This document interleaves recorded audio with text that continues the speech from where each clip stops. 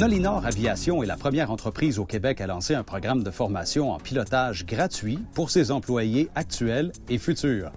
Les employés désirant devenir pilotes et possédant les aptitudes requises peuvent désormais suivre un programme de formation de pilote de ligne dont les frais sont entièrement assumés par l'entreprise.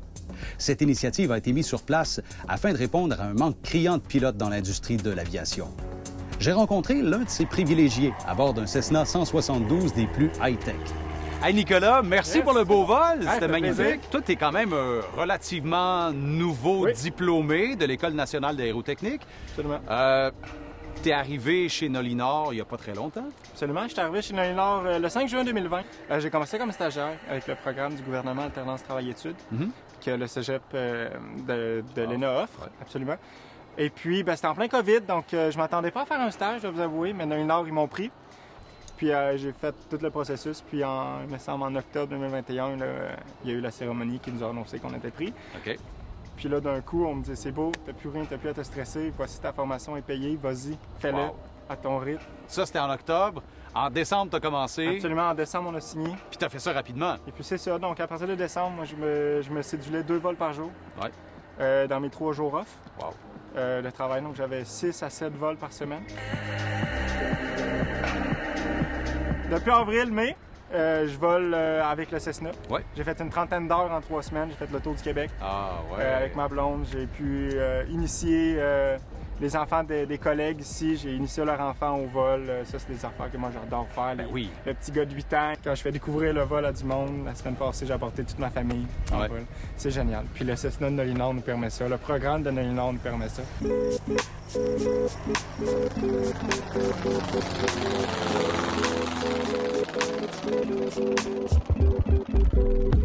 Ben justement, ça, c'est un Cessna 172 que Nolinor a acquis pour la formation. Il y a eu un sacré bel upgrade, comme on l'appelle. Oui, on a eu la chance. Nous, on a envoyé notre avion avec Mid Canada, qui est la compagnie qui fait toute la majorité de nos modifications de nos 737. Okay. C'est ceux qui ont fait nos gros écrans, nos améliorations avioniques dans nos 737-200. OK.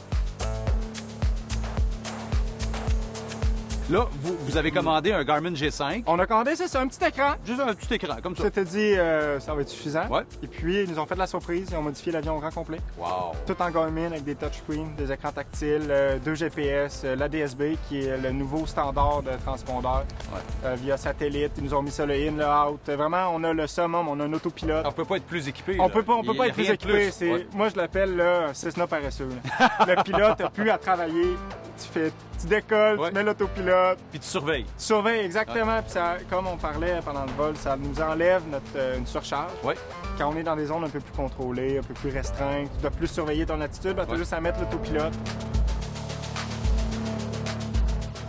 Aussi, ça permet de faire une transition qui est plus facile après ça, parce que le but d'apprendre à voler sur le Cessna 172, qu'il soit bien équipé, bien, vous allez retrouver un peu sensiblement le même équipement dans les gros porteurs que vous allez éventuellement piloter. Là. Absolument. Donc, malgré que Nolinor, il y a une petite partie de sa flotte, donc quelques 200, 737-200 qui ont encore des instruments analogiques. Tranquillement, pas vite, on fait des améliorations pour acheter des instruments là, flambant neufs, à fine pointe de la technologie.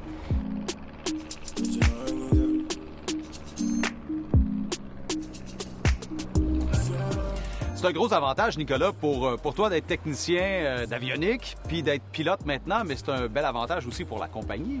Ça me permet de... Je suis capable, juste à regarder le cockpit, je vois en arrière directement, je vois comment les fils sont faits, je vois comment les systèmes sont faits. Donc, en vol, s'il m'arrive quelque chose, moi, je suis convaincu que je vais réussir à peut-être identifier le problème juste un peu plus vite. On a des checklists qui nous permettent de le faire, les pilotes, mais je pense que peut-être légèrement plus vite. Ah, regarde, il y a ça, y a-tu un breaker de tirant en arrière, y a-tu un... Donc, c'est ça. Je pense qu'avionique va apporter un plus. Bien entendu, quand je vais tomber pilote, je vais devoir dire bye-bye à avionique. On ne peut pas faire les deux en même temps, pour les raisons de sécurité.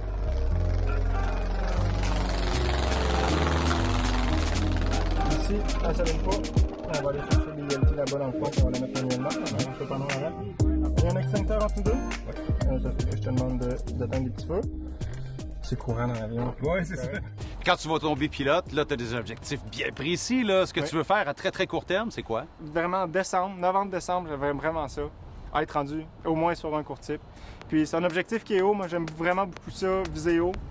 Puis, mais pas me stresser, juste, je me mets l'effort à 100% pour atteindre décembre. Au pire, ça va arriver en janvier, février, mais en décembre, j'aimerais vraiment savoir tout de suite. Ben, en tout cas, t'es bien chanceux, t'es tout jeune, puis t'as pas une job plate, c'est super vraiment motivant. pas. Hein? Absolument.